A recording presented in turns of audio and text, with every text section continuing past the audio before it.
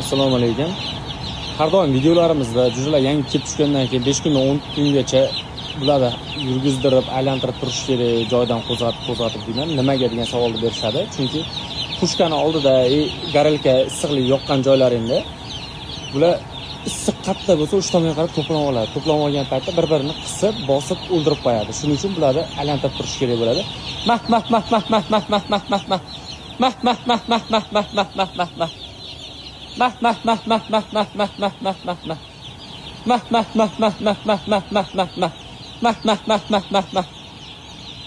qilib chaqirib tursalar ham bular tovush kelayotgan tomonga qarab yuguradi bular. Doim qiziqqon bo'ladi. Yugurib o'sha tomonga qarab to'planadi. Mana shunaqa qilib chaqirib tursalar ham ora-orada mana shunaqa chekkalarga yugurib kelib turishadi. Keyin nariyoqqa qarab yurib turib, jo'jalar xalaqit bermasdan yurib har zamonda yana narigi burchakdan turib yana bir chaqirilsa, shunaqa qilib yurib harakatlanadi bular. Harakatlangandan keyin ham jo'ja aktiv bo'ladi. Bitta joyda qotib qolmaydi, mana shunaqa qisib bir-birini o'ldirib qo'ymaydi.